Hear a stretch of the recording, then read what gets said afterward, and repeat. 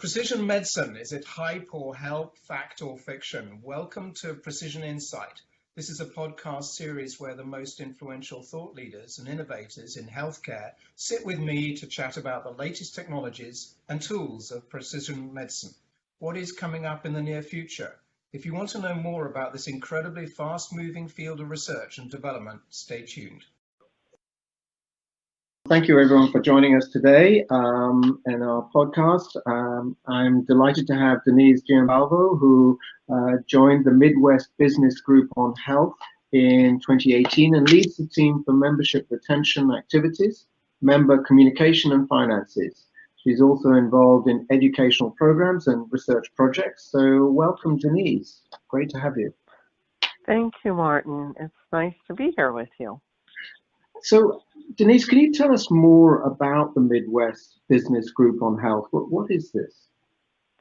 Yeah, so we are a 501c3 membership organization. We consist of public and private employers representing about 4 million lives in the United States with an annual spend in healthcare of about $4.5 billion. Our employers are mid, large, and jumbo, so it really is wide-ranging. Next year, we're celebrating our 40th anniversary, so we're very excited about that. So we're one of the oldest coalitions in the country, and we educate employers on purchasing of benefits to help them make the best decisions for healthcare and wellness programs that they put in place for their employee population. We also conduct employer-directed research, and we have a purchasing collaborative that allows us to leverage the collective to negotiate for products and services. Wow, I mean, that's pretty comprehensive, and at 4.5 billion, that's a pretty significant amount of lives you're looking after, and a bit of responsibility there. You offer a number of toolkits and resources on the health benefits and health improvements. Could you tell us more about what those might be and some examples? Yeah, sure. I'll highlight a few of them that we have because I think we have about 8, maybe 10 out there now. I've lost track, honestly, but so about 10 years ago, we launched the National Initiative on Specialty Drugs. So we have a toolkit on our site for that, and through that initiative, we created education pieces and resources to help the benefit buyers make informed decisions. So we do our best to support the plan sponsor in meeting their fiduciary responsibilities, and that can be particularly challenging when it comes to pharmacy benefit management. So we've put together checklists for them to use during contract negotiations with PBMs. We have checklists for designing specialty drug benefits and also when designating sites of care. Annually, we hold an education forum that's dedicated strictly to specialty and pharmacy benefits. And then based on what we learn there, we will update that toolkit and continue to add resources. So this year, our education forum was on oncology and genomic medicine. And so later this year, you'll see probably a paper actually specific to those topics. And then from that, we'll pull out some resources that the employers can use. And that'll be placed on the toolkit.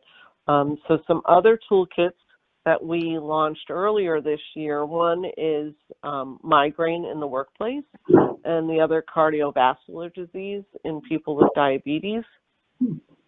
So I don't know if you're aware, but migraine is ranked as one of the 10 most disabling illnesses, which I was really surprised with when we started down this path of, working on this topic. And I know employers are surprised as we bring it to their attention. So the toolkit is focused on strategies that an employer can deploy within their workplace to support those that suffer with migraines, and also to help support the caregiver of those with migraines. So the employer can develop their own program. They can use an existing program. They can make changes to their work environment, and we provide all of that within the toolkit, all of those different options. Fantastic. And Yeah, go ahead. sorry, I mean, the fact that you are providing these toolkits is probably an indication of why you have continued as a group for so long, because you're actually providing the resources for the employers that they need to organize the optimal care provision for their employees. Yes, I like to believe that's one of the reasons why. we make our toolkits available to anybody. So we don't lock them down. We want them used. They're really intended for the small to mid-sized employer because they have a harder time getting their needs met. The large and jumbo employers are able to have a team of consultants. They also often have a larger staff in-house to work on benefits, and they also have the size behind them, the mass population behind them to be able to leverage that in negotiations. And we know that there are many more small and mid-sized employers out in the country than the large and jumbos. I was just going to ask a question about that, actually. Was that in terms of the overall employee workforce, is it true to say that there are more people employed in small, medium enterprises than in the jumbo large ones? Yes. Yes. In total, there are. Yeah. So you're meeting a need of the population that's really quite, a larger group of the population than the jumbo large companies have, which is impressive, actually. I mean, I think that meeting that need where you don't, as a small company, have the resources to do that, to employ consultants to check everything yourself, and having a clearinghouse where you have authoritative, good data that's relevant to your employees must be very, very helpful. Yeah, and if you think about the consultant that is working with these employers and how complex the whole benefit world is, they can't be experts in every area, as a consultant. So this just helps to, provide additional tools. Like I said, even with, the checklist, helps the employer ask the questions and kind of prod the consultant to maybe do a little bit more, right? Or perhaps even the consultant ends up learning as a result. Yeah. What do you think the main costs are associated with poor worker health?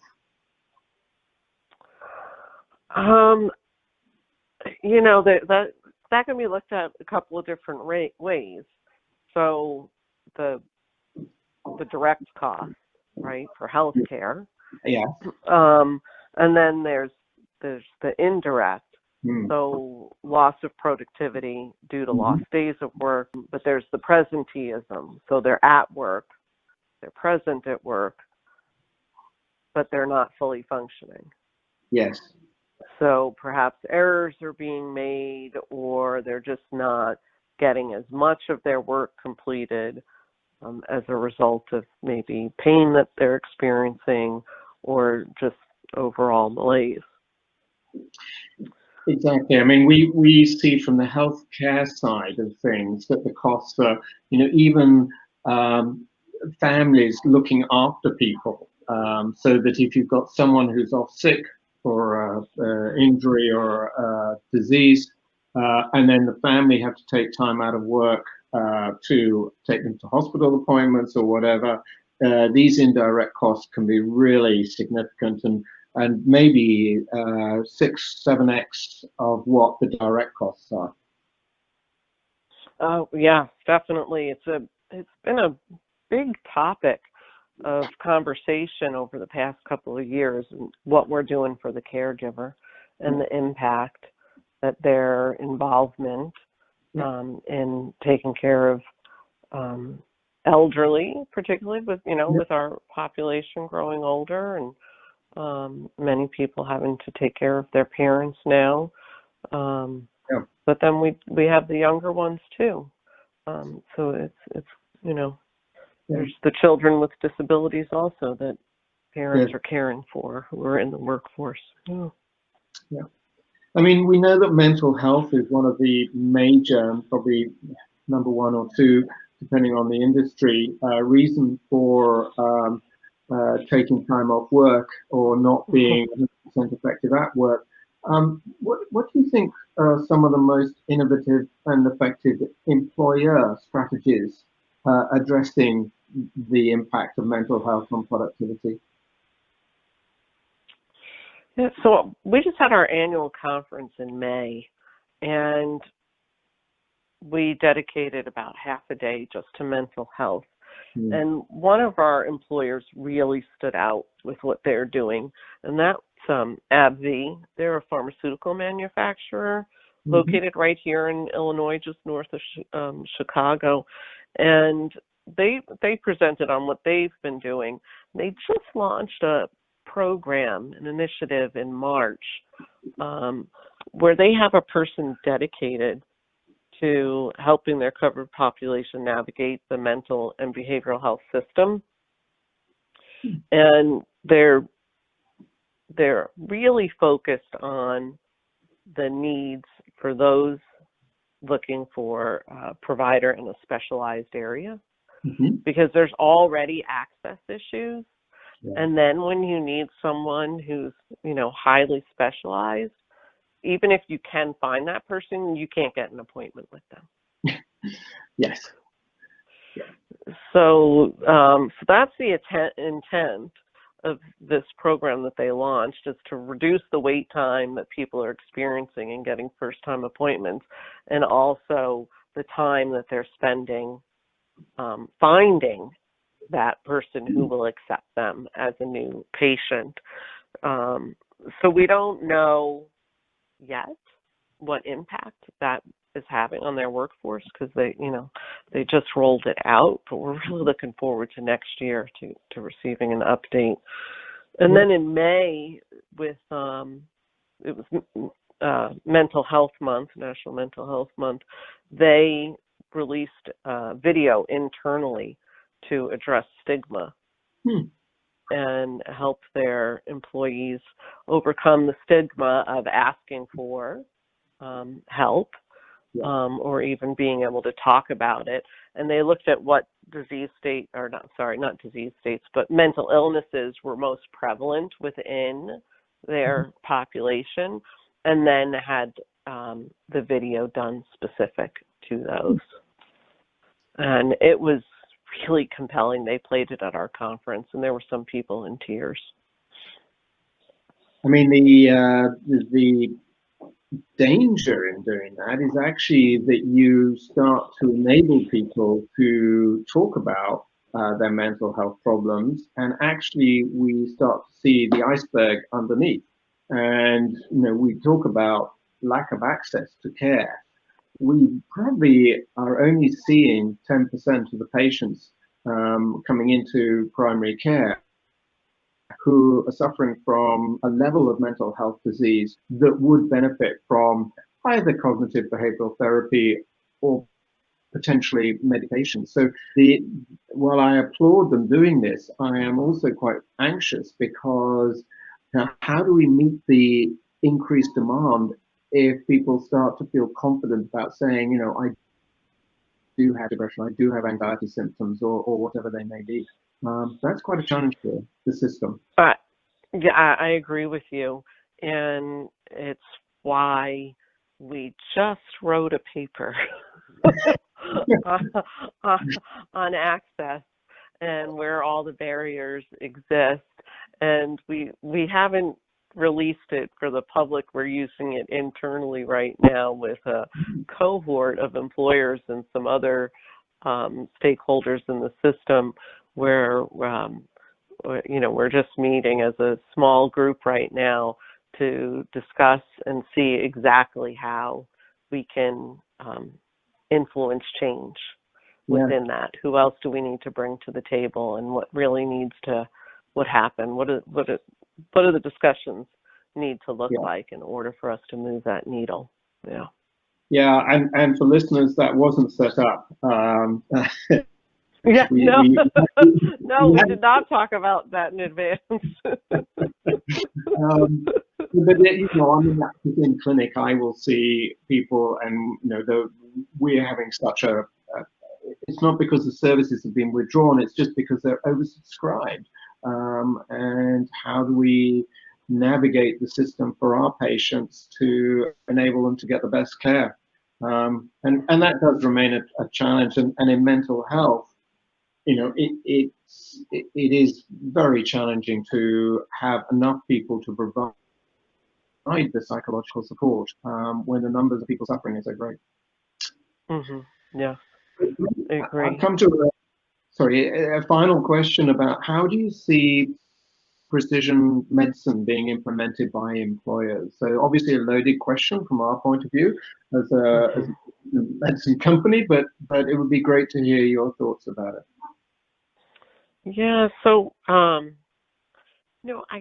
look at it as two ways that we could talk about this, and one is the broad sense of precision medicine being about individualized care. So, looking at the individual and designing the treatment for them, what's best for them.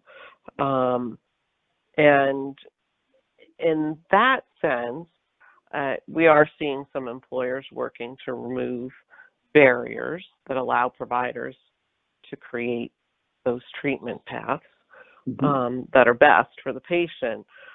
But then if we drill down further and we go into genomic medicine and determining if the drug the physician wants to prescribe is actually going to achieve the best outcome for that particular patient, then I'd say we're really at the beginning of that path, because employers don't know when it's appropriate to make that decision for a test to be run.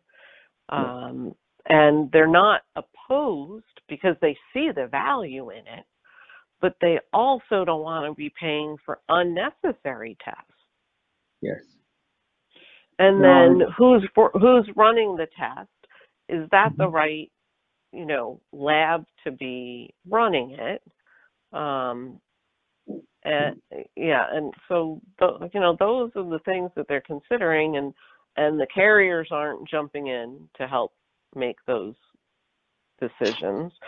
So I see this as being another area where there's a great opportunity for innovation in the market and for vendors to come with direct to employers, with a solution, at least in the, to help with that decision process. Yes, I think you're right. I mean, everyone is struggling with this. From my experience as a physician, I would say pharmacogenetics or genomics is just one area of information that isn't being used at the moment.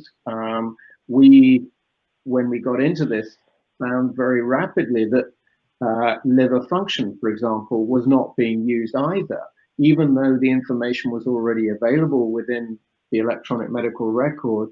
Patients were still being prescribed doses of medications that hadn't been adjusted for the liver function. And then if that's the case, adding another test such as pharmacogenetics, what is the likelihood that a physician would use that information if they're not using conventional test information? So, this process of choosing the right patient, the right drug for the right patient is, we talk about it, but it's actually a very complex process. Yeah, and I had a physician speak just recently, just a couple of weeks ago, specific to oncology, and they were saying that when you run the test, sometimes it's pages upon pages of reporting back, and so the physician may not read page 41 that has some really important information as to the decision to use that specific drug on that patient. So it, to your point, it really is complicated. Yeah, and the good thing is that the evidence does exist. The information is out there, even though it's on page 41. The innovation has to be, how do we get that information in the hands of the physicians at the time they need it, in a format that actually is relevant to them? So that, I don't think anyone is going to read 41 pages for each No. page. Who has time for that, right? Exactly. So how do we do it? And obviously we thought of ideas, but I think it is challenging. We've been practicing medicine with newer and newer technologies, PET scans, MRIs, all sorts of new tests coming along. But when you come to prescribing, you reach for the pen, the paper, and you do it in a manner that was done 200 years ago. And really, we haven't got much further than alert systems in our electronic medical records. So I think the time is right to start thinking about innovation in this area. I agree with you. Yeah. Absolutely. The time to do it. But I've been for an employer, I can understand it. It can be extremely complicated when people are saying, "Oh, we've got this really good pharmacogenetic test for mental health," which probably is a very good test for pharmacogenic drugs in mental health. But do I choose it now? How do I know it will be used for the patients in my workforce, et cetera, et cetera? And I think it is a challenge for employers. Mm-hmm. And I'm pleased that you're able to sort of take the leadership on this and have this sort of discussion and in your meetings, help the small, medium employers navigate this process. Thank you. Yeah, it really is a privilege to be a part of this and to be able to support them in this manner. Yeah. And it's exciting. Excellent. So I thank you for your time and for helping us understand a little bit about your role and the role of the Midwest Business Group on Health and how it helps employers navigate the healthcare system and your time. So thank you very much indeed. Thank you, Martin. It's been a pleasure.